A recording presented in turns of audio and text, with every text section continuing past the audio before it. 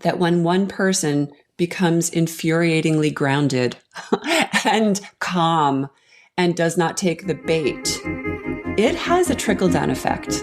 And now... Aye, aye. I'm the captain now. Coming to you from the K2 Studios in San Diego, California. This sounds great. You sound amazing. I always sound amazing. It's the world famous Everybody's hitting off like BFFs. Kris and Kristine Show.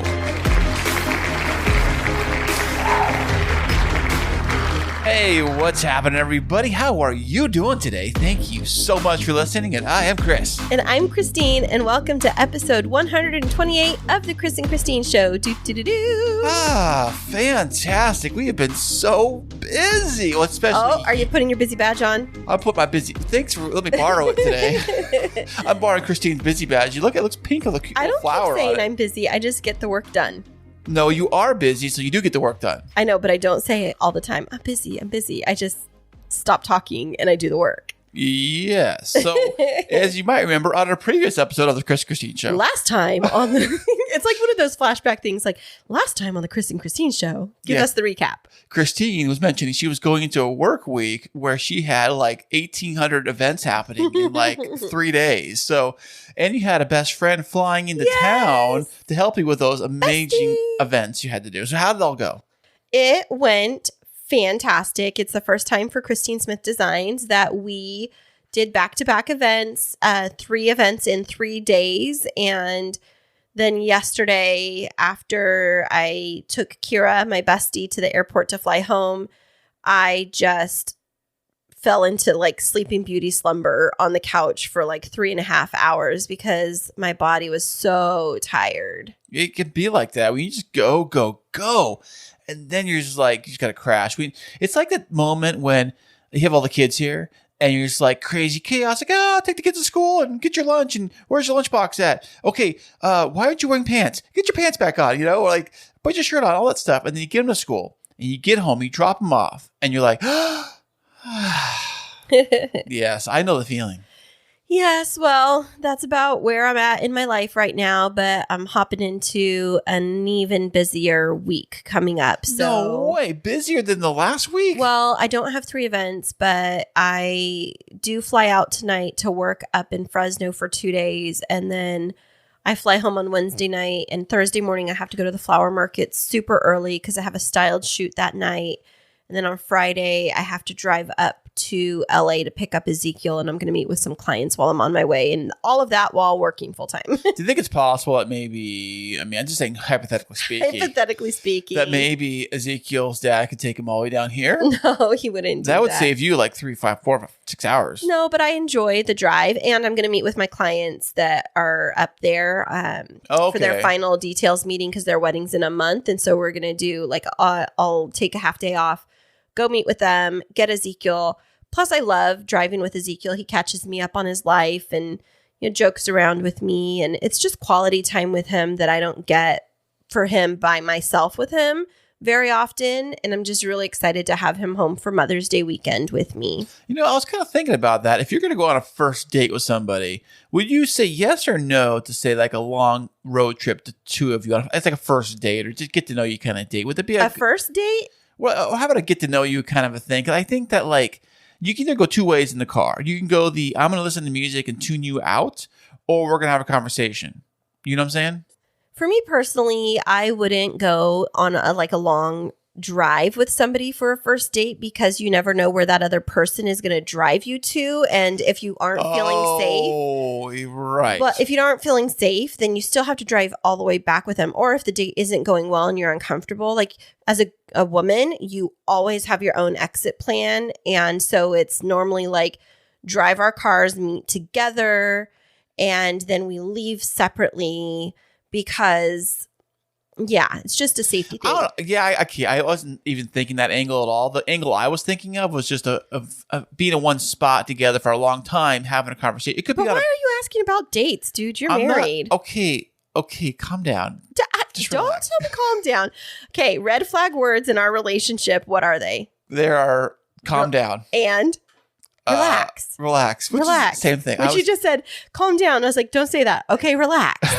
Take a chill pill. That's right. Ladies that are listening, if the man in your life is ever to say to you, calm down, tell me that it's not a bigger trigger for you, because it's like, I'm not validating what you're going through right now. And then it's like playing into that whole stereotype of women are hyper emotional. You just need to calm down. You take a chill pill, all right? Oh, somebody's got some fighting words today. Trip to the pharmacy, ask for some chill pills, all right?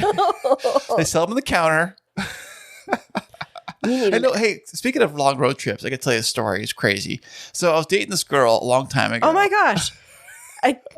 What story doesn't start with Kris was dating this girl? My question is, how many girls did you date, Kris? A couple. More than 2. Less than 1,000. So I was dating this girl a long time ago, and she told me, this is her story, not my story. So she told me that there was a guy that she I think she said on a first date with this guy. Might have been a first date, because she barely knew the guy, what it sounded like. And they took a road trip, like an overnight road trip to Las Vegas from San Diego, just going all the way up there just as like a turnaround. Like you go all the way up there, you go there for the night.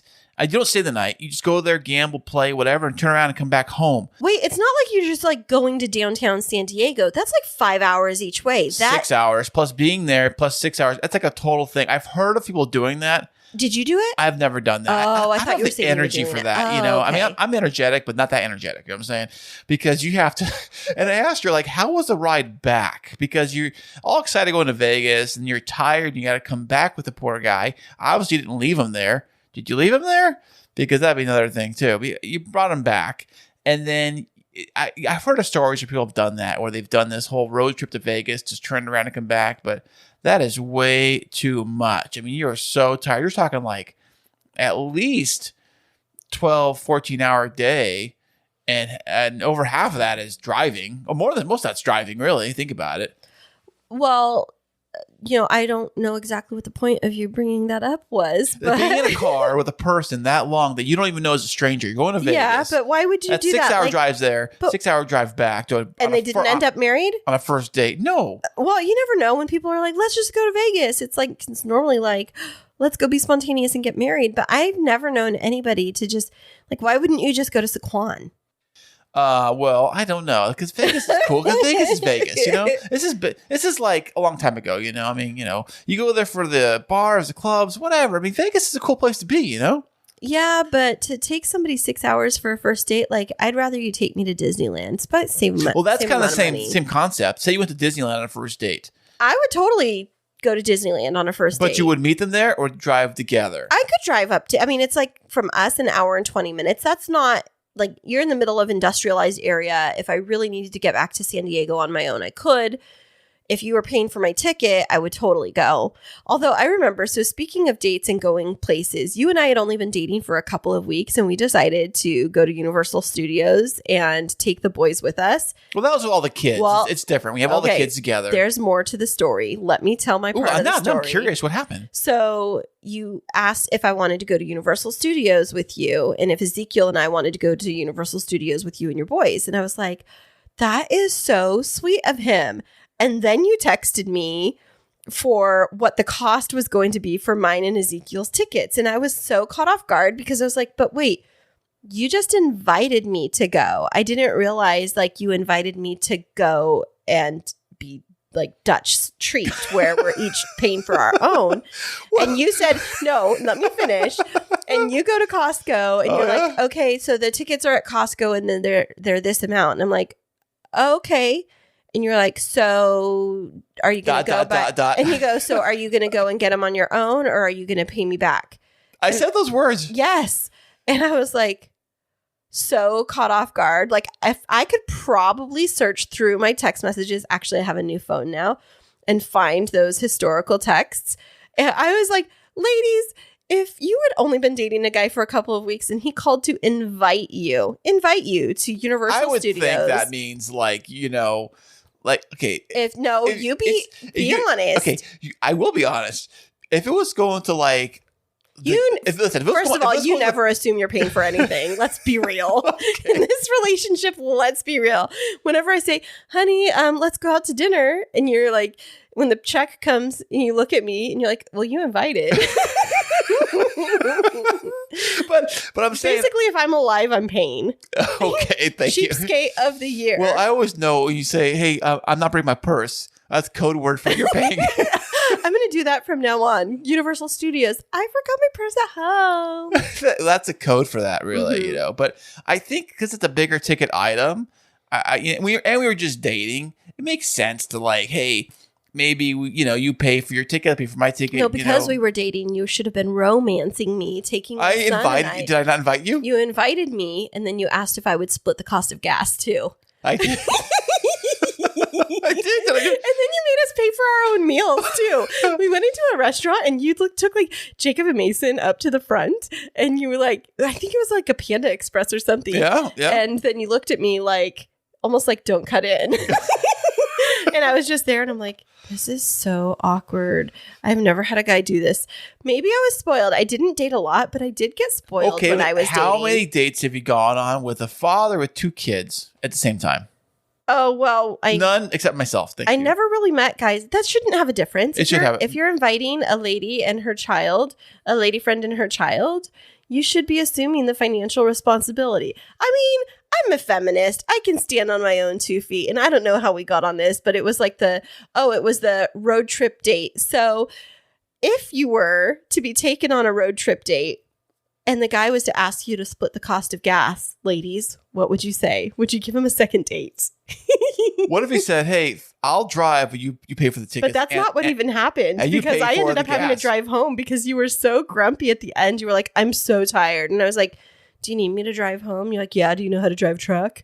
I was like, yes, I know how to drive a truck. It's automatic. And you're like, okay, fine. Well, I'm just going to fall asleep. And I was like, okay. And you're like, but we're going to need gas because it's at half. And I was like, okay, I'll get gas in it.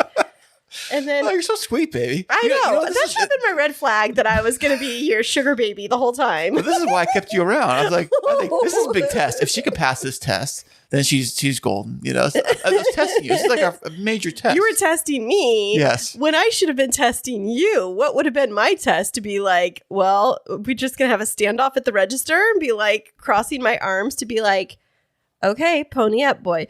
You know what? It's interesting, though, because we've been pretty cut and dry about finances since we first got together. Like, we split the cost of almost everything, and it's not even really like an argument or a discussion. It's just kind of like, I don't assume you're going to pay my way. You don't assume I'm going to pay your way. We just kind of like always have been like, yeah, it's, we'll each pay our way, and it's not a thing, right? Speaking of that, I was kind of wondering, we are married now, so it's different, I think, than when you're just dating, like your first or second date. It's kind of awkward. It's always awkward, I think, now. A lot of guys say this. A lot of guys will say, hey, equal rights, equal pay, equal paying for the bill. If you guys want equality, you ladies want equality, then, hey, you can equally pay the share of your bill. Well, I'm not going to argue with that because things are expensive. And I think it just depends on your perspective on dating. Like, if you're wanting to be romanced and swept off your feet, that's like that Disneyland type of mentality of the white knight is going to come in on, or the knight on the white horse is going to come in and he's going to try and rescue me. I don't need anybody to rescue me. I can pay my own way. I'm okay with that. And I think I've been okay with that from the beginning. I think the Universal Studios situation was a little bit awkward for me because you actually invited me to go, but I didn't know how. Let me finish. Okay, sorry. But I didn't know how to ask about the purchasing of the tickets, and I felt awkward because that was very expensive. And I was like, oh my gosh, he invited us to go to Universal Studios. Like, that's like a couple $100 for Zeke and I. Like, what do I do? Am I going to pay for the meals all day? But at that point in time, we were both running 2 separate households. And I know like money was tight for me and money was tight for you. And I think it worked out just fine because I could spoil Zeke a little bit and like do some little things for him and then like buy a little thing here and there for Jacob and Mason. Like, we got those gigantic Simpsons donuts for them and they loved those. But yeah, it was just interesting. And I don't know how we got on this. I think it was your question about the first date road trip. Right. Like, would you take a first date road trip with somebody, and how awkward would that be? Especially if you're fighting on the way back. Because, like, I can imagine, like, if it doesn't go well, like, at the place you go to, that road trip back has got to be, very ugly. It happens with couples all the time, not just fighting on road trips, dating, but yeah, married couples. I'm sure it probably leads to divorces and things of that sort. Bad road trips. Well, I would think. I know. Like they say, money's always a big cause of divorce, but I would think also a bad road trip has got to be a good cause of a divorce. I'm not sure, honey, but it's a very interesting discussion, and I know that we're going to have 2 experts on the show today that are divorce coaches that are going to talk to us a little bit about navigating that road to and through and out of divorce. And we're going to be back with them right after this. Teachers, do you ever have these feelings or have been told these things? Do you want Kleenex for your classroom? Maybe you should think about buying your own with your own money. You get the summer off, you can have a second job. Do you really need a pay raise? Oh, do you need to use the restroom? Maybe you can do that in the 3 minutes while students are changing classes. Boy, sure hope your room doesn't descend into Lord of the Flies in that time. Oh, things are going pretty good for one. Surprise! Budget cuts. Well, you're in luck because we've got a book just for you. Hi, everyone. It's Katie Kinder, educator, speaker, and author of Untold Teaching Truths. I invite you to purchase my book and join this journey as we talk about the wild world of public education. Part memoir, part strategy. It is available on BookBaby, Amazon, or wherever books are sold. Teach on, warriors. We've got this. And welcome back, everybody. Today we have not 1, but 2 fantastic VIP guests with us. They are life coaches and co-founders of Best Self Media. Welcome to the show, Kristen Noel and Bill Miles.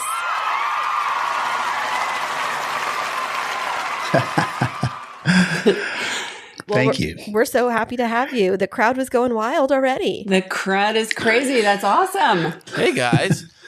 Well, we are so excited to have you on the show today. But before we hop into our fantastic conversation, where are you both joining us from today? We are in the Catskill Mountains, Woodstock, New York. New York, huh? Okay, now the Catskills, isn't that like the setting of Dirty Dancing? It sure is. Oh, I knew it. You know, I've never seen that and movie. we live in the town, Woodstock, where like the town that's famous for the concert that didn't actually happen here. Oh, like the Woodstock. You know, it is Woodstock. It is 4:20 as we record this today. Don't say that, Chris. Inappropriate. But okay, so you're coming from New York? Yes. Yeah. Both of you. Yes. Fantastic. So are the Catskills like big mountains, small mountains?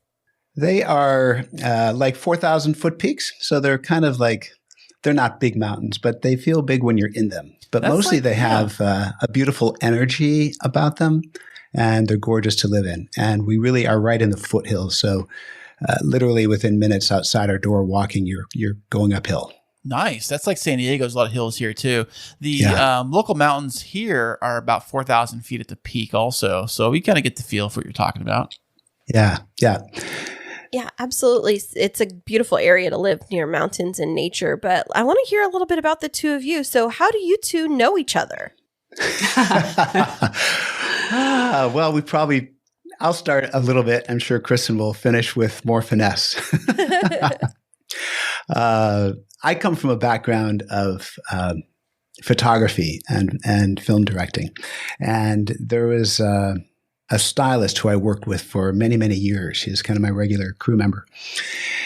And at a certain point when I was going through divorce, she became aware of that and said, "Oh my goodness." And she didn't know, but when she learned, she said, when you're ready to start dating again, I've got someone for you to meet. Ooh.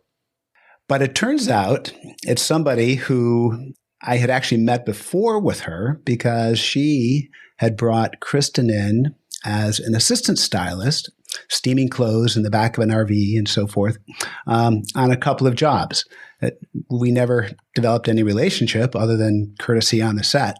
But when our friend said, I've got this friend for you, I said, okay, does she have a name? Yeah, Kristen, or Kitty is what we call her. Kitty. And well, now you're really outing me. My God. All the totally secrets are coming out.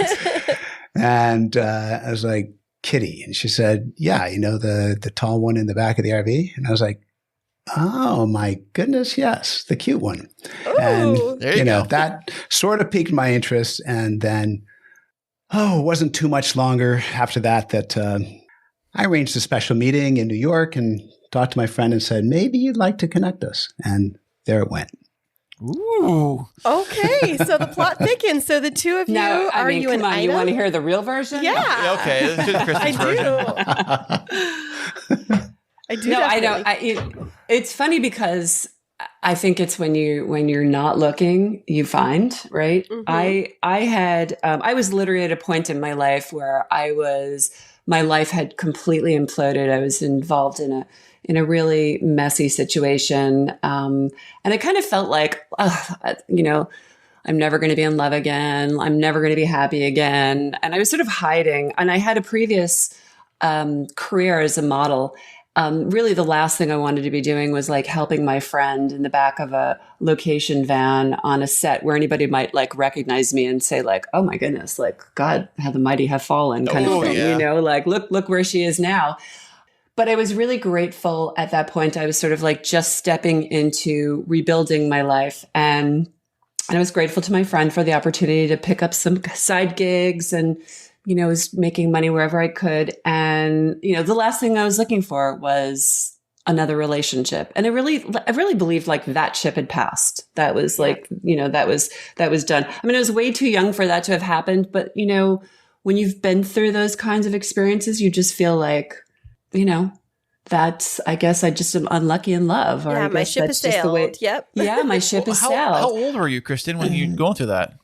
I was probably about 39. Oh, yeah. Okay, so you're hitting that 40 number. You're like, over the hill. Yeah. Yep. Yeah. And I had many lives because I had started my modeling career when I was 15 years old, and I had a 15-year career around the world. And funny enough, Bill and I've always talked about this. We think like we've probably crossed during those fashion days. We definitely probably crossed paths, just didn't know each other. And but it's funny if you could ever like really track that, if there was ever a map of like where if you were in the same places at the same time kind of thing. But I guess it's all about timing, right? So the two of you are together then? I mean, this is kind of dun dun dun. Are you an item? Yeah, well, we've been together for 17 years now. Okay. Wow, okay. So, we were kind of trying to read between the lines on that. Yeah, sorry. This is a very long best friends for all we know. We'll jump ahead. We have a merged family. I've got 3 children of my own, and Kristen had 1. Okay. And they were both young at the time. Kristen's at the time we met, he was 5. My kids were, 5, 8, and 10. And so now they're adults. And that's one of the things is that we have seen both of us experience really kind of dramatic and for different reasons, divorces. But we've seen the impact on our children all very differently. And now as adults, how they are, still impacted and still kind of unpacking it and making sense of it all and how it's impacting them now. So definitely. I think that from what Kris and I have experienced, that divorce impacts kids differently, especially based off of where they're at in their age and the way that parents navigate through it. And I know that similarly to the two of you, we've both been through pretty toxic divorce dynamics well before we found each other. And it's definitely a really interesting journey. Yeah, Kris, go ahead. So were you guys married long before you guys got divorced? Yeah, 21 years for me. Oh, wow. Oh, wow. That's long. Kristine, what was yours? Like, me? Yeah. Sorry. Go ahead, Kristen. We got a lot of Chris's, Kristines, Kristens, Kitties, I'm sorry. You go ahead. Oh, yeah. That question was for you. I was married for 11 years. But what about you, Kristen? I was just trying to do the math on that. I think I was married about 7 or 8 years at that point. Okay. And then Kris, what about you? How long? I'm trying to do math on it too. Now I think about it. It was probably 5 years, maybe. Was it that long? I think so. I had to do the math on it, really.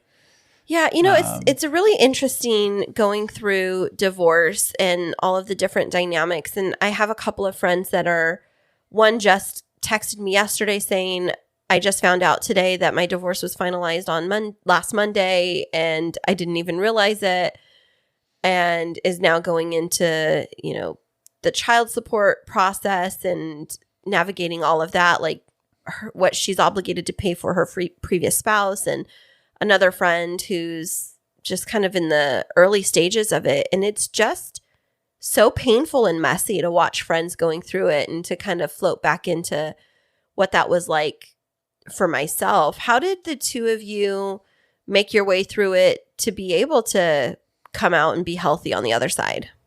Well, that's a multi-pronged answer, honestly, because, in the beginning, again, we had all kinds of logistical complications. Number one, our divorces weren't final. We lived in 2 different cities. I was in New York City and he was outside of Boston. So we had like physical distance between us. And then we had our individual, complicated divorces to deal with. And I think, it's funny because just sort of pushing ahead a little bit, I feel like, where we are today and what we're doing, which we'll get to later, is just, we begin to create what we need to learn, right? Mm-hmm. We begin to teach what we need to learn. We gravitate towards what we need to learn, right? And I mean, honestly, when I was in that process, and I'll just let Bill speak for himself, but it's like, I didn't really have a lot of access to holistic, healthy, conscious advice and people to turn to. I think most people don't when they first happens. Like you're just filled with rage and anger. And sadness. Well, there's so much emotion, right? Mm-hmm. It's so volatile. It's so emotionally charged. There's so many, like basically, what people don't realize, or maybe they do once they've been in it, but it's like it affects every aspect of your life. Nothing is untouched, right? Nothing's untouched, right? It's like your physical well-being, your spiritual well-being, your children, your house, the energy, your money, your time, your life, how you feel about yourself. Even going forward is like when I was saying to you, I kind of like, here I was. I mean, I laugh at myself now, but 39 years old, I thought my life was over. Right. I really thought like, okay, this is as good as it's going to get, Yeah. Hey, Bill, how old were you when you got divorced, Bill? 44. Okay, so you were later in life. I could not imagine life ahead. I just couldn't. I was in a dark cave. It's like, oh my God, this is the end of it. This is the end of life. Here it is. Well, because you were mentioning the number of years that you'd been together, that was almost half of your life. And so when you've been with someone for that long, it's hard to even remember what life was like before them, because sounds like you got married in your early 20s. Is that correct? Yeah. I got married right out of college. Oh, yeah. 22. Same here. Lucky you guys. Right in that same boat. And Kristen, how old were you got married? Pause. Now this is like a whole math, equation here. So yes, we like to quiz 39 and let's say 39 minus 8, Yeah, so early 30s.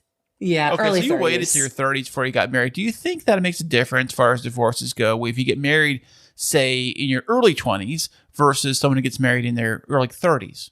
Well, I have a double whammy because I've been divorced twice. Okay. Oh. So I did get married very early. I was like one of these girls who didn't date, I married. Oh, got it. So interesting. I did get married to a fellow model, and we were together for like 13 years. I was married probably 7 again, the 7-8 kind of period of time, and then got married again and had my child.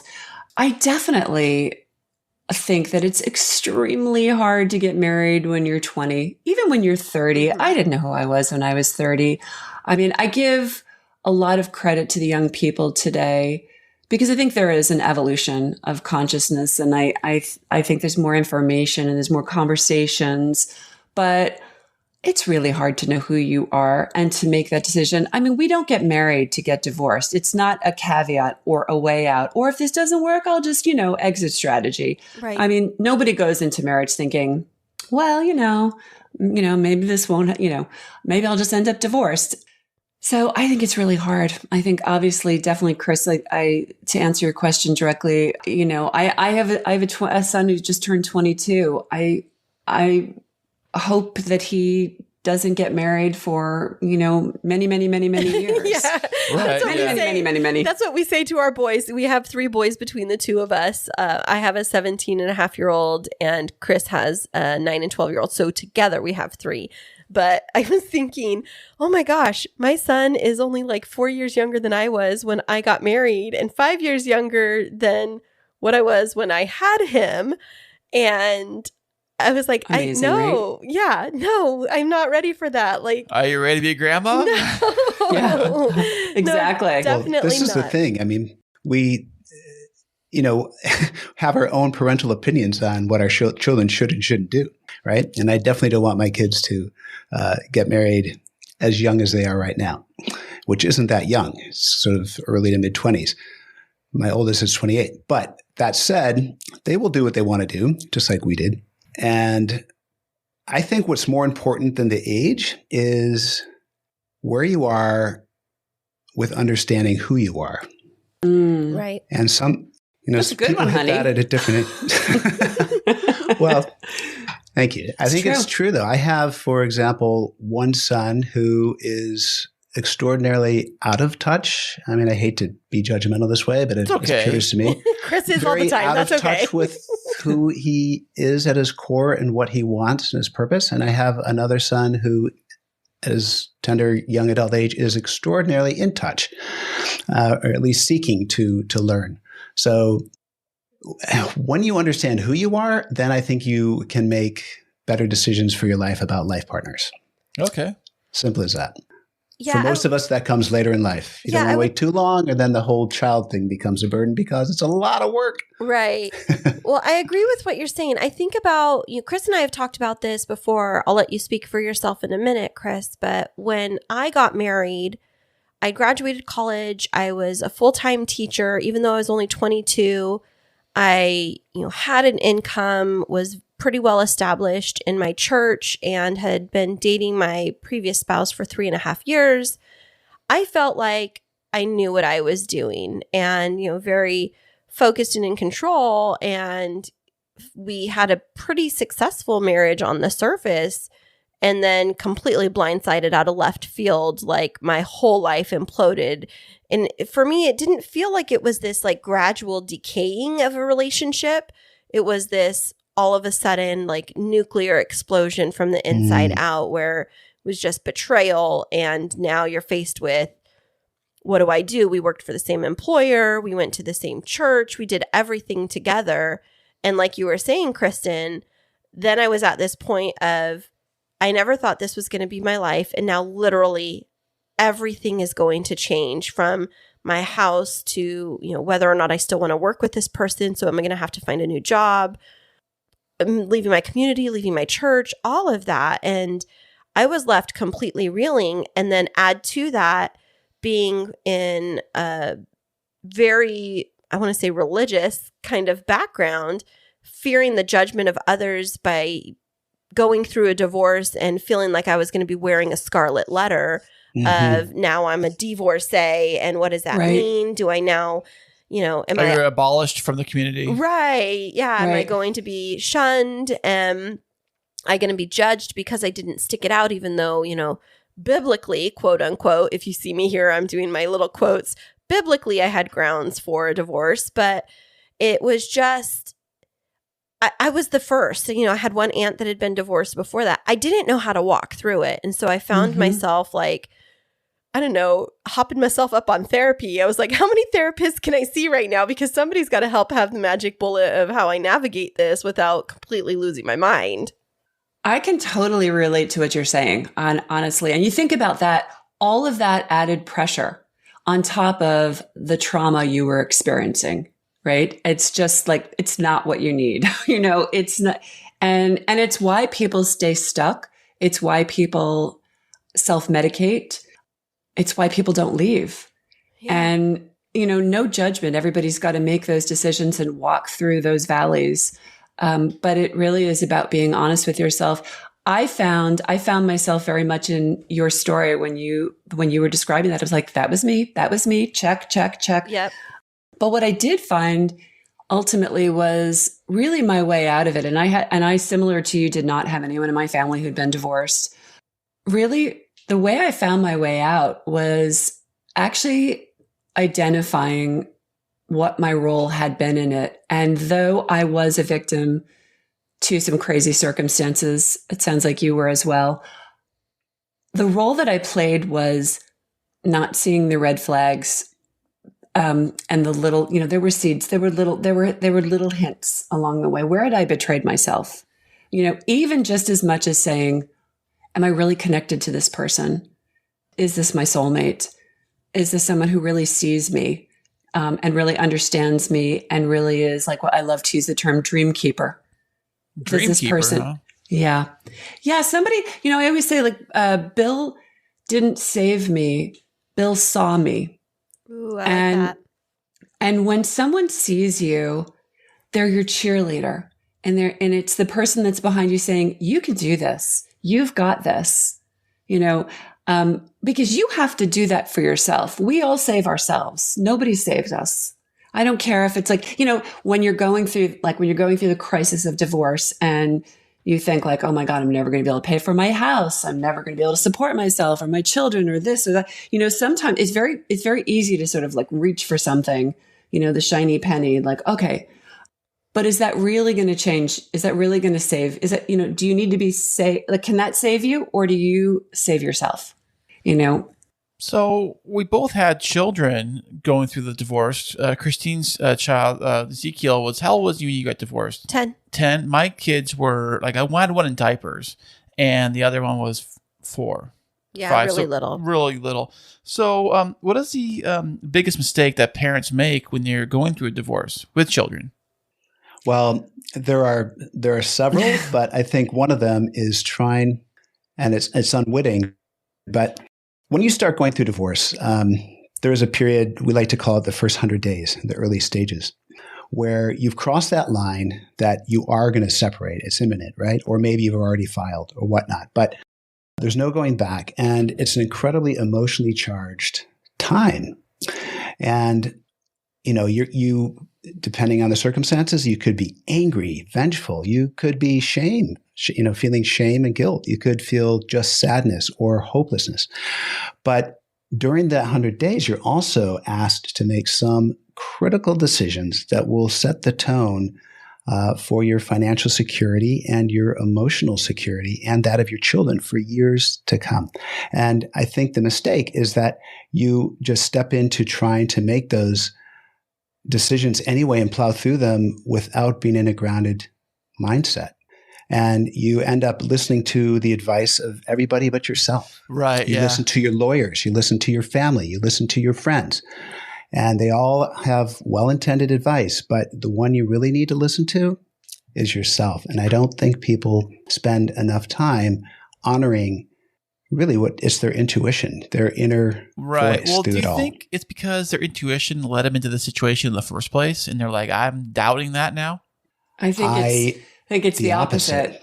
Yeah. I just want to pipe in for one thing. I think the biggest mistake is, well, there's 2 things. One, you cannot embroil your children in this divorce. And oftentimes parents use their children as sounding boards. They use them as pawns. They want to, have a tug of war with them. It depends on how old they are. But still, even parents of young children can use them as a pawn, use their children as a pawn. Now, you can't, you really want to you need to have a big filter. You have to have a conscious filter on with children and, really be mindful of, remember something, they love their parents. They love mom and they love dad. Even, they always say, like, even children that have been abused, they still love mom and they still love dad. We can't control who our children love. We don't want to tell them how to feel about something. what we need to do is create like a safe container for them. One, and again, it totally depends on how old they are, right? Right. But yeah. you got to try to keep them out of the mix as much as possible. Now that doesn't mean, hey, come home and pretend like rainbows and roses, nothing's going on here, because your energy will penetrate the house and they're feeling everything. They're little energetic sponges. They're feeling it all. So you've got to find a way to create a space for them to be able to communicate how they're feeling and to be able to communicate with them what is going on, but it's got to be in sound bites.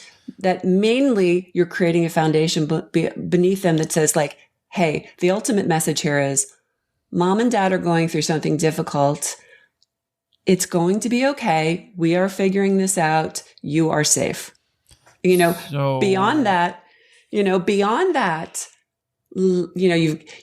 go find your friends, go find a therapist, go find your lawyer, go find a mediator, go find somebody else to talk to all these details. Don't ever talk about money with your kids, because what that translates to is, oh my gosh, we're not going to get to live here anymore. We're not going to have food. You know what I mean? Like it's just, they're just going to process it in a very, very fearful way. And that's where seeds get planted and a lot of emotional damage is done.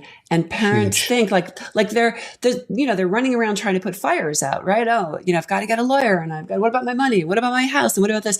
And oftentimes the kids get shoved to the side. It's like, we'll deal with this later. We'll clean this up later.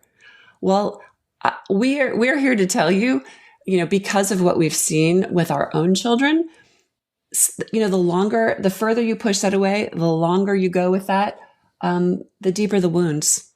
So guys, when it comes to children and divorce, how is the best way to really break it to the children that mom and dad are no longer going to be together? What would be the best approach for children, say at age 10? Just put a number out there. Well, like Kristen said, whatever it is, it's got to be truth-telling. In age-appropriate sound bites. To a degree. You have to, well, it has to be truth, but in what is appropriate for that age. Doesn't mean you have to tell all, not at all. But what you present has to be truthful. Gosh, age 10? That's where they kind of know, but they don't know that all the, you know what I mean? Right. Yeah, and that's also when they have a lot of fears because their social structure is going to get upset. And they're concerned at that point about their outward appearances and whatnot. I would say, honestly, you want to share truth.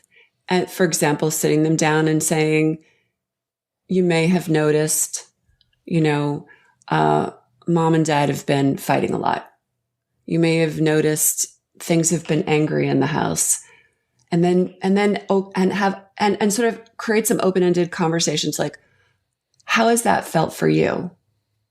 What kind of like experiences have been coming up for you? I want to know, you're fostering this foundation of like, we're in this together, right? And I want to know how you feel matters.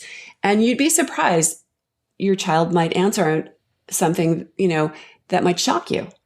And you want to just, peel it back and say like, well, so you see like, kids in school, when there are kids in school that are fighting, we separate them. We try to avoid, this conflict, this fight, this whatever, that may ensue.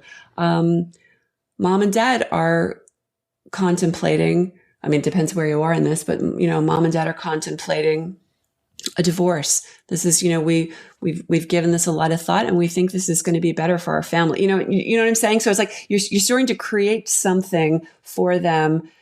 But while you're telling them this, it's not, you don't want to give them the details. Well, your dad did blah, blah, blah. And your mom had an affair with the milkman. And, exactly. You really, it's got to be always at the forefront. Like, what's going to be the best way? Your kids need to know, like, Bill was saying, it's like, they need to have the truth. They need to have that, but it's a palatable version of the truth, something that you can build on. And, they might catch you off guard. They might ask you a question that A, is inappropriate, or B, you don't know how to answer. And it's actually okay to say, that question's inappropriate, or I don't really feel ready to answer that question, or I need to think about that. The details of it are really not important. It's what's important is that we both love you and we're going to make sure that you're safe. Mm-hmm. All right. Now, going through this and listening to you all and thinking, I could have never done that. I was an absolute wreck. I was emotional. I was crying. I tried to keep it together. And the more that I tried to keep it together, the more I fell apart, the more stressed I was. And so it sounds like, and I'm not trying to be cynical, but I am, it sounds very fluffy. And like parents that are navigating divorce if they're fighting, and it kind of pours into every area of their life. And so I guess my question is, as people are going through that, when do they have enough time to come up for air and be like, oh, I'm going to reach out to Bill and Kristen because I think they can help me through that? Like, can you walk us through what actually happens when people get to that breaking point? Because to be honest, my first thought isn't, I'm getting a divorce, let me get coaching for divorce. It just, I don't know how that transition happens. So fill us in. Okay, but first of all, if someone had said to you, you just described to me a really common scenario. Yeah. And by the way, I totally agree with you and was in that scenario with you. My question to you is, though, any life situation, any interruption, any trauma, drama, we will get out, we will land on the other side of it, right? Yes. The question is, how are we going to land on the other side of it? Yeah. Are you going to land on the other side of it a frazzled, worn out, crazed mess? Or are you going to have, are you going to be somewhat intact? That doesn't mean this is a massive, massive upheaval. I just didn't have the tools. I didn't know that this existed. I didn't have the self-agency. I mean, I'm sure you can say you can look back in your life. I used to be way more dramatic, way more eruptive about, just about anything. I walk through my life. I navigate through my life very, very differently now. That is a result of having gone through some really dark periods, but also having done my work, having done the therapy. Listen, I've done it all. I've gone to therapy. I've had life coaches. I've had more green juice than anybody. I've lit candles. I've gone to, I've done it all, right? I've had, slept, I have crystals. I have, I've read every self-help book there is out there. And I feel like each little piece of that kind of gave me a little kernel or nugget of information about how I want to navigate my life. And believe you me, it's a work in progress. It's never perfect. There's plenty that I have to go and clean up. But I will tell you right now, if I had known what I had known then, what I know now, I would not have gone through divorce like that. And yes, I had like very, very dramatic events that happened, like that literally turned my life upside down, I lost everything. And I was pretty hysterical. But being hysterical didn't change the circumstances and the situation. Right. Nobody. So go ahead, Bill. What I was going to say, and Kristine, in response to that is, okay, so you're blown apart. Your life has been ripped apart. You're crying. You're lying awake at night. You don't know how to get through this and so forth. For most people, certainly for me, you feel very alone, even though you know objectively that millions of people go through divorce. When you're going through it, it feels like you're the only one. Yeah, like you're the first one and the only one, and that there will be nobody else after that. And the biggest loser, right? Yes, absolutely. Yeah. Right, and there's so much, shame, failure, all sorts of things associated with that. But so you ask, so how am I supposed to get from A to B? How am I supposed to make that leap to knowing what to do? And the answer is really to at least know that you're not alone, and there is a path. There are tools out there. You may not know them. You may have never accessed them in your life, but there are strategies and approaches and tools, if you're willing to seek them, that can help make it easier for you and for your children. And so you sort of tossed out coaching, and I know we haven't really introduced that. And just as background, this journey that Kristen and I have been on of kind of rebuilding from our own ashes led us to create Best Self magazine, that was about 7 years ago, which has become a leading voice for holistic health and conscious living. It's really how to take agency over your life and empower you to design the life you want, control over your health and your mental well-being. Most recently, we've parlayed our experience through the divorce and Best Self magazine to a coaching program specifically to help parents navigate divorce. So if you know that there's somebody out there who can help you, who's been through it and can shine the light on the pitfalls and literally hold your hand and give you a toolbox, then that's how you can get to the next level. You don't have to know all the answers. You just have to know I don't know what I'm doing and I need help doing it. Right. Or you just have to, you just have to say, I don't want to do it this way. I don't want to do it this way. This isn't good for me. And Kristine, to your point, I was like, hysterical. I actually went into, it was so severe physically that I went into early menopause. Oh, wow. That's how shocking, because we are interconnected beings. You cannot separate yourself, body, mind, and spirit. Right. People think like, oh, that's a bunch of woo-woo stuff that I'll just deal with later. And like, occasionally I'll work out and occasionally I'll have a, green juice. And, occasionally I'll meditate or pray or, have a spiritual life. We can't, we're not intended to live life like that. We are holistic beings, and one bucket, is off kilter or empty. It's going to start barking. And so to Bill's point, it's like, you don't have to know how to do this, but you just have to know, I don't like where this is going. I really want this to change. I need help. It's really just saying, I need help. And again, Bill and I have been on this journey. We basically had to teach ourselves. We had to learn what we needed to teach ourselves. We started to create what was really feeding us. And then we just realized like, this is just such powerful work to really help people wake up to the interconnectedness of their lives and how that impacts everything. Now, building off of that, Kristen, because our lives are so interconnected, I'm assuming that with your coaching program, you typically have one member of the divorce party that's coming to you for support. How are they able to navigate their divorce if their partner isn't also participating in the coaching? Because we're thinking of, moving through with less anxiety, with it not being as volatile.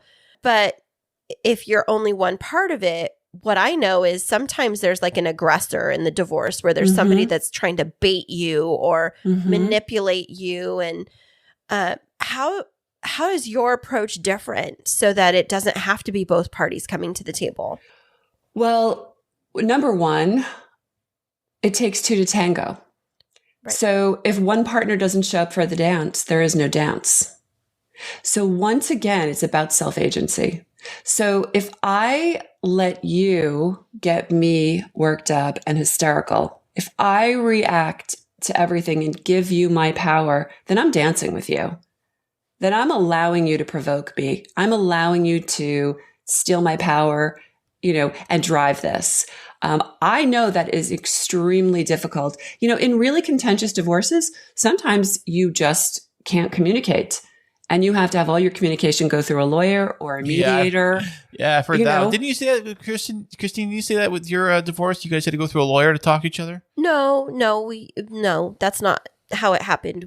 But I know that for some people with like child custody issues, they can't even text each other. They have to go through these like monitored apps because it gets so aggressive. There's an app for it? Was it called Divorce App or something? No, it's like a child custody. It's like a monitored app that all of the texting can be turned over to the courts to make sure that it stays. No way. Yeah, definitely. But you were saying, Bill, that yours became that contentious? Yeah, we actually went through, we could not speak. It always wound up just a disaster. And so we wound up communicating through lawyers, which is a waste of money and it's stupid. Oh, yeah. Lawyers aren't cheap. I checked. Yeah, well, I was just going to say the only people that benefit from that, the only people that benefit are the attorneys, and they will drain your life savings. Not because there's any malevolence there, but it's like they're just there to do a job, and as long as you keep fighting, you keep paying legal bills. And the retainer fees are ridiculous. Divorce is extraordinarily expensive. I mean, that's not news. The ramifications can be hundreds of thousands of dollars over the several years, right? If you factor in child support and alimony and so forth. And I we certainly don't mean to bash lawyers because they play an important role. And, our work, we are not therapists. We're not child psychologists. We're not accountants. We're not lawyers. And you may need all of them. But we guide you through the process so that you can manage that team so that it doesn't go on forever and doesn't have to cost, an unending amount of money. Speaking of money, one thing I always heard about growing up, and this may be true or not, is that one of the leading causes for divorce is the money talk, or money in some facet of money seems to be everyone's fighting for money, or money's being spent where it's not supposed to be going, and causes a divorce. And you're fighting over money at the beginning and you're fighting for money at the end. Exactly. Isn't that the irony? So, yes. Well, I always refer to this, the big buzzword now is conscious uncoupling. And I always say, well, we need to really look back at unconscious coupling first. Because, it really is, where are your motivations? Lots of people marry for money, right? And that's just a fact. But, there's also really a price to pay for needing to be right, and a price for revenge. And unfortunately, people that are going to, grasp onto that are just going to be, stuck in a spin cycle, and they're going to come out pretty beaten up, and nobody wins in that. And particularly the children will really suffer witnessing that. Right. Yeah. Poor kids, But I had an epiphany now. I was thinking about this, is that I was thinking like marriage relationships, you can almost compare them to careers and jobs. Like some people marry except for money. Even though it may be a really horrible relationship, but you stick with somebody because they make X amount of dollars and whatever. And then, but they may be an abuser and horrible. You could have a job where you make good money, but your boss is a jerk. You make you do horrible things. And you can't stand it. It could be the same thing. And people stay in careers for 20, 30 years, just like they stay in marriages for that long too, just to ride it out until they, I don't know what they're waiting for, the, sunshine at the end of the rainbow, I guess. But it's a really good point, Chris. I never thought of that parallel like that. And some people just fear change, or they fear, again, like, what am I going to do after this? If you think of that career parallel is, well, this is all I've ever done. It's all I know. Right, yeah. I've only worked for this one employer. I don't want to start again from the ground up. It really comes down to our ability to understand that we can create the lives that we desire, and only we say when it's done. Like if we're saying, oh, I'm too old for love, then we're sending that out into the universe, and that's what's going to come back to us is, this negativity. And what's interesting is, in just reflecting on this past weekend, so Kris and I, over Easter, we actually, because we share our kiddos with the other spouses, we've really been working hard on the co-parenting dynamic. And we actually just went to a baseball game on Sunday for Easter Sunday with our two littles and their mom and her fiance and us. And we just sat in a row and we had fun, and it was all 6 of us. And I was just looking around thinking like, I never thought, like, I get along decently well with my former spouse, my son's father. But, sitting with Kris thinking, hey, did you ever think when you were going through your divorce that you'd be sitting in the row at a pro baseball game celebrating Easter together with your ex-wife and her boyfriend? Maybe. I don't know. I don't know. I'm pretty it friendly. Is remarkable. I'm pretty friendly, though, with my exes, even though we exes, plural. Exes, yes. Well, I've been like ex-girlfriends and things of that sort. Yeah. I'm pretty friendly for the most part, even though some horrible things have probably been said and been done. I try to be very friendly. Like, I'm always a pretty forgiving, kind person. That's who I am, naturally. So I always kind of like forgive and forget. That's the way I kind of roll with stuff, but that's just me. It doesn't always work for everybody, I would say. It's a gift for your children, though, if you think about it. It really is a gift. And it's actually a gift for all of you. It doesn't mean, there was a great line someone once said to me, forgiveness doesn't mean we have to do lunch. Oh, yeah, that's a good one. we can just sort of like, pull the energetic charge right out of the wall and just, kind of move on with your life. You do you, I do me, and we're going to, work together, communicate in the best way possible for the benefit of our kids. Right. And Kristine, I want to go back to what you had said to me about how do we work with parents. We don't work, we don't work. We usually just work with one person, one parent in the divorce. But I'll tell you a beautiful thing that happens. And I know it's hard to believe when you think back to the contentious nature of, the triggers and the initial stages of the divorce. But it really is possible that when one person becomes infuriatingly grounded and calm and does not take the bait, it has a trickle-down effect. It has a trickle-down effect on the other parent. It has a trickle-down effect on the children. Even if the other, you've got one parent that's constantly baiting and baiting and baiting, when one parent can learn to just stay grounded. And again, this is not like airy-fairy, like I don't think they're not going through deep emotions, but they're just learning, what is this going to cost me? What is this costing me, like, to get hysterical, to be running around, to be up at night, to be tormenting myself? There really is a price to pay for that. So it does. When we get one person on board and they are conducting themselves in a way that feels really resonant with them and their house and their children, it has trickle-down effect. And that's the beautiful part. We in an ideal world, in a utopia, that second parent would get on board. And we do have a couple of things in our program that we actually try to encourage some of that extension of the olive branch on behalf of children. And you know what? We don't control everything. Miracles can happen. Right. Even in the worst situation. If you can be sitting at a baseball game with people years down the road that you were, in a highly contentious divorce with, you never know what's possible. Exactly. Right? Yeah. And thinking through what you've just been mentioning, you talked a little bit about the program that you both offer, but let's dig a little bit deeper into that. So I was reading that you call it something about intuitive divorce processes. So can you tell us what the name of your program is and how our guests would engage with you if they were to come to you for your services? Sure. I'll dive in on that. So it's called Best Self, like be your best self, Intuitive Divorce. And it's under the umbrella of our Best Self magazine, Best Self Media. And the intuitive part is because we really anchor our teaching method, our coaching method, in empowering our clients to strengthen and listen to that inner voice, to really develop their own agency, their intuitive power to control the outcome.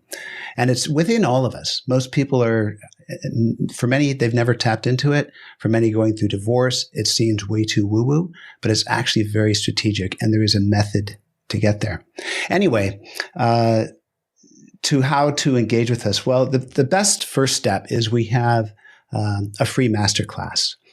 It's about a 45-minute webinar that really outlines a strategy to start that any parent going through divorce, especially in the early stages, can use to take control of their divorce that will help them save time in the divorce, money, and a lot of heartache.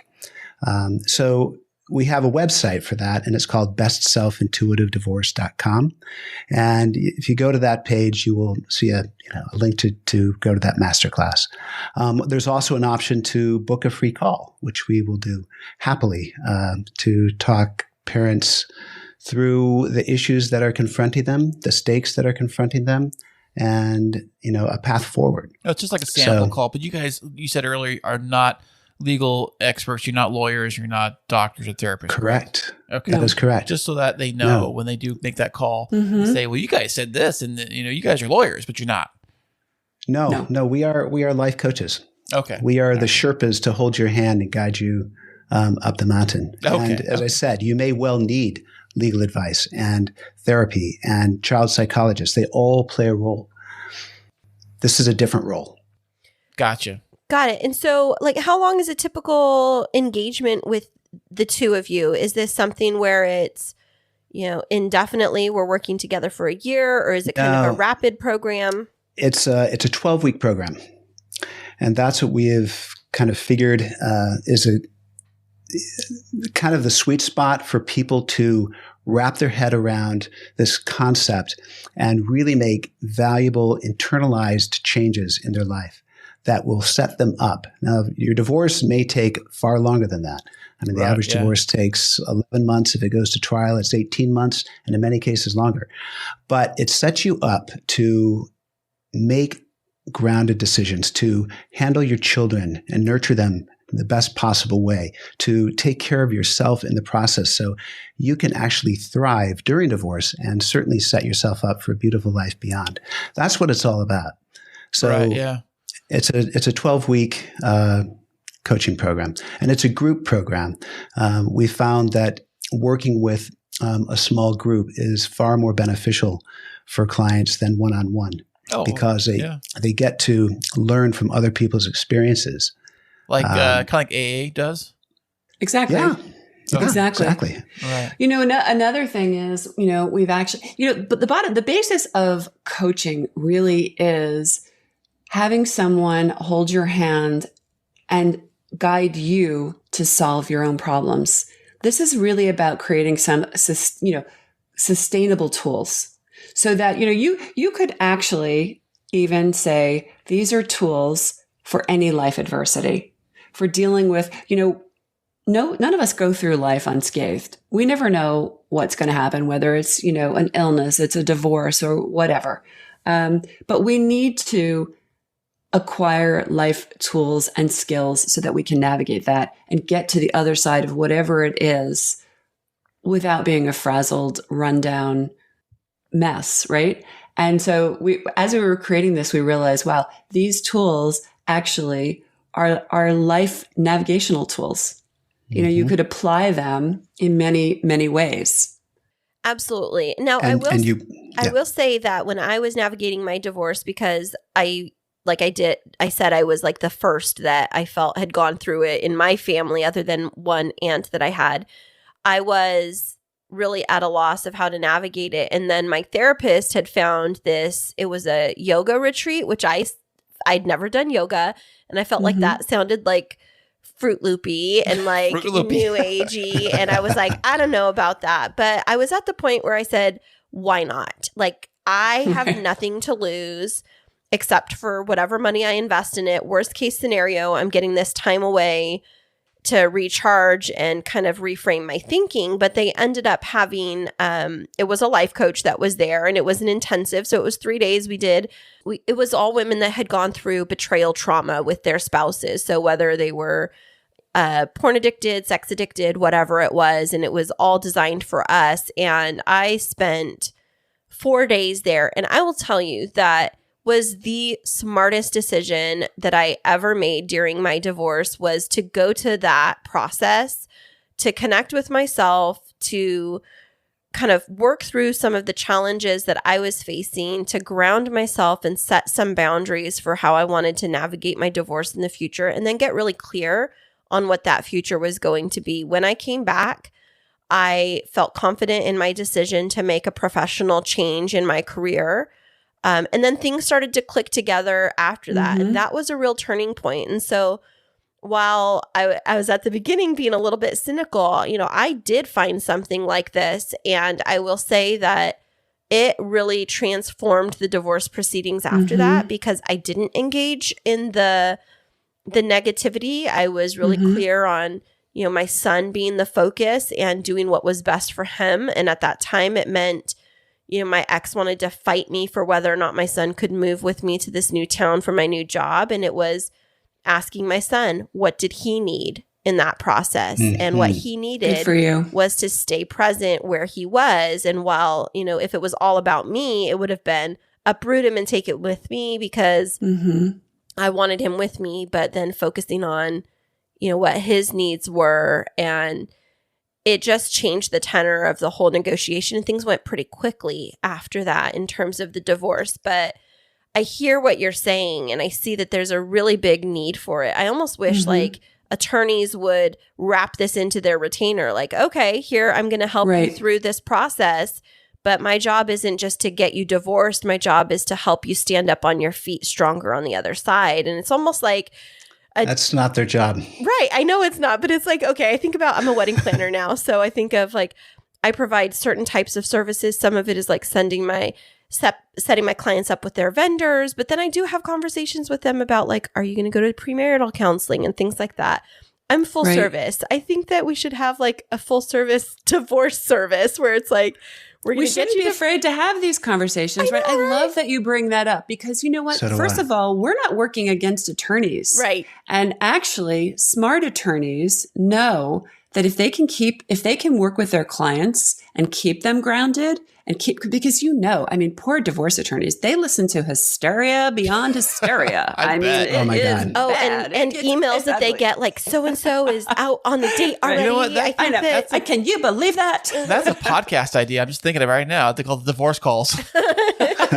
No, but it's really true. And I think that actually when we can eliminate this notion that's a competition. There's no competition between a life coach and a divorce and attorneys. It's actually really creating connection and community that's going to support the divorcee through this process. It's synergy.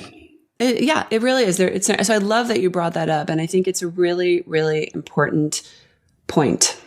The problem is that and life coaching in this capacity is a fairly new concept, but these other professionals live in their silos, the accountants, the attorneys, the therapists, and so forth.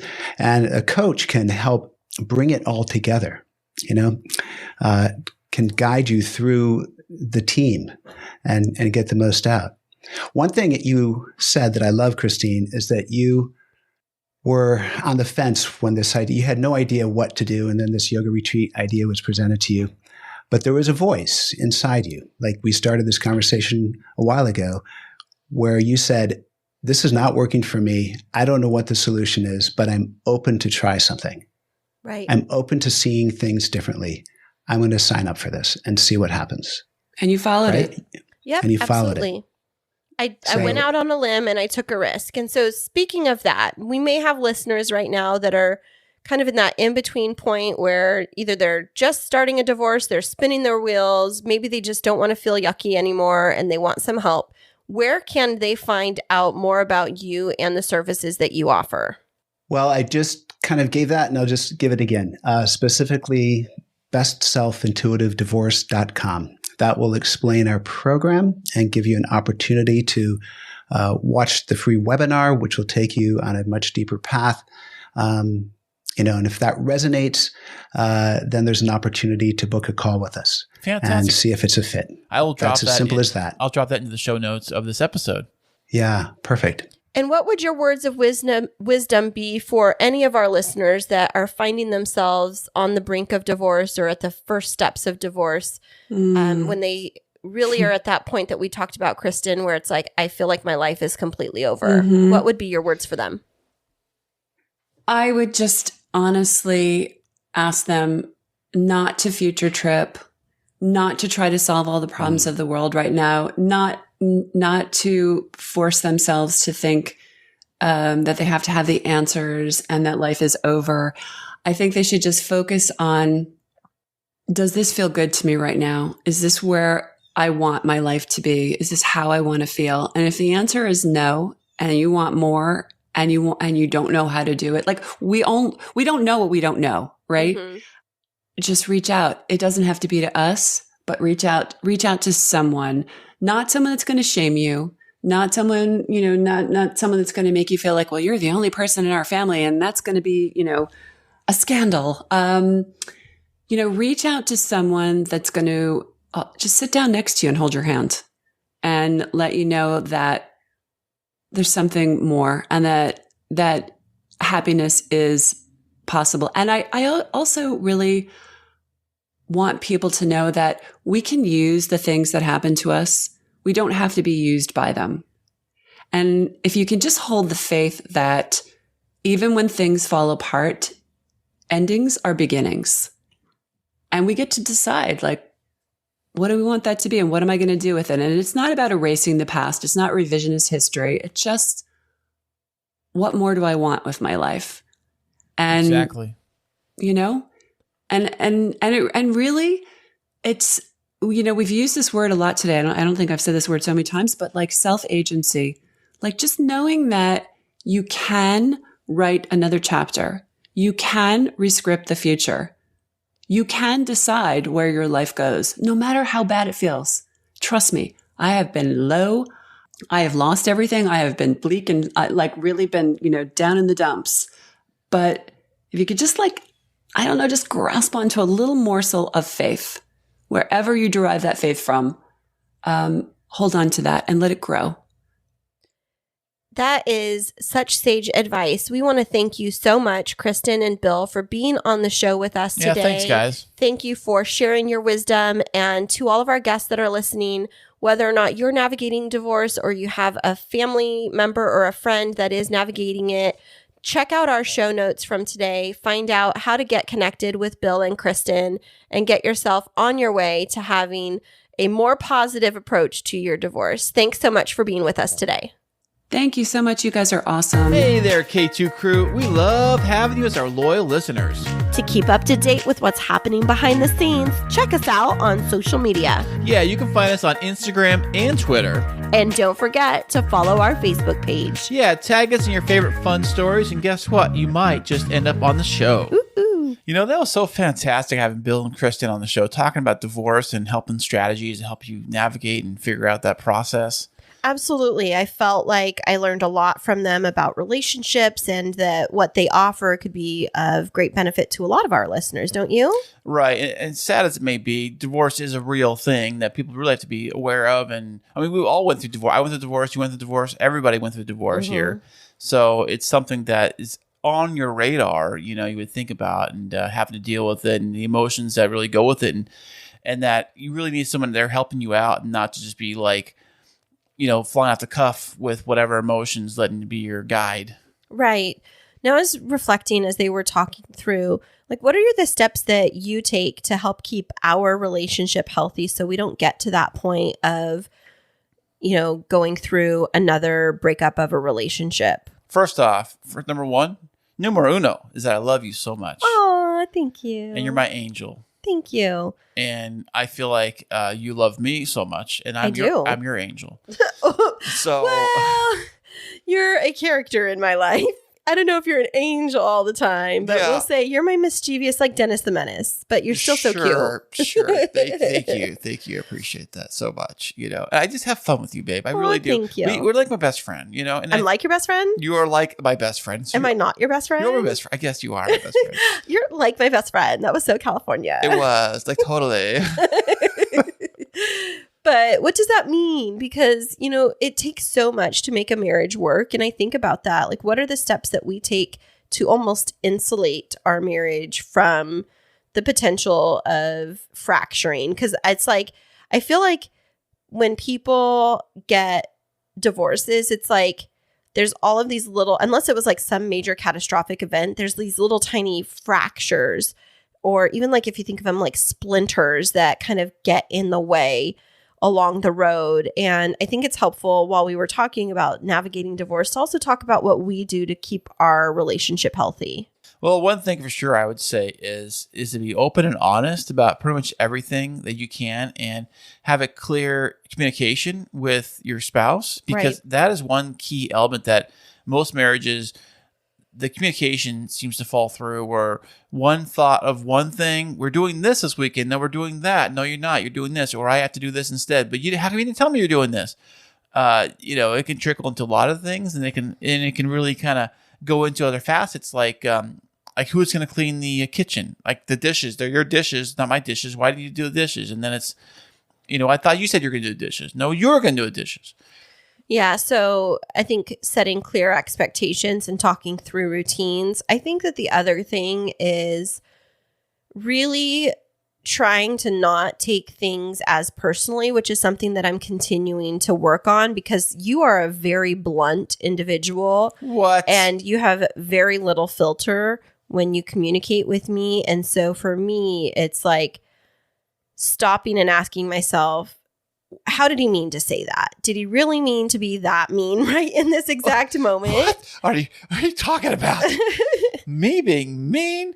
Yeah. Never. Yes, but it's just interesting about like how we communicate with each other. And there's so many times where I'm like, yeah, whatever, Kris. And I don't mean it in a negative way, but you'll get so amped up over something. And then on the flip side, I get very emotional. Like this morning, I was very overwhelmed with work stuff. And I was like, don't bother me. And you were like, oh, well, okay, screw you. And it was like, we didn't mean it in that way, but it was the message. Oh, you took it that way, though, by the way. You did say it that way, but it was just like, okay, just give each other space for a few minutes. I'm super stressed out.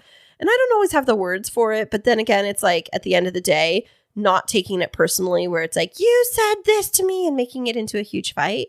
But I think that the talking through everything is definitely a big component of it, and taking an interest in the things that are important to one another. That's right. Because to you, it may not seem that your stuff, or to me, it might sound your stuff is important, or you might think that my stuff is important, but it really is to each person.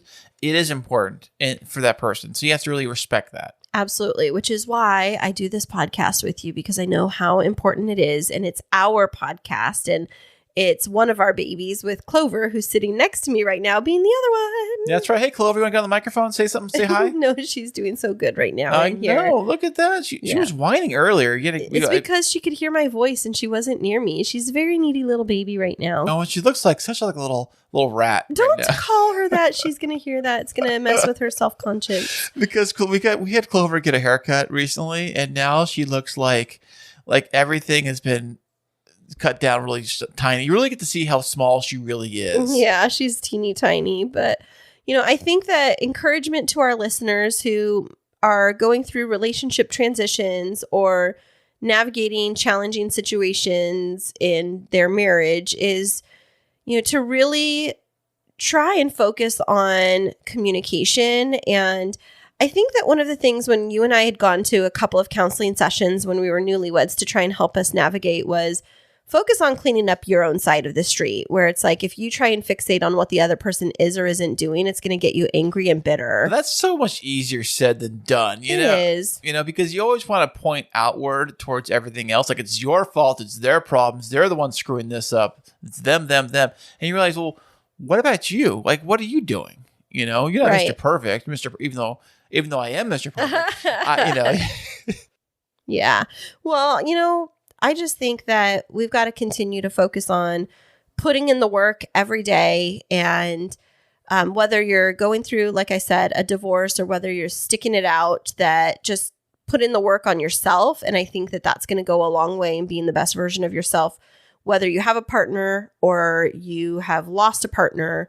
It's just, taking care of you is the number one thing, right, Kris? Absolutely. That is fantastic. That's well said, baby. Did you write that down? I did. That was, words of wisdom from Christine and Clover today. Right.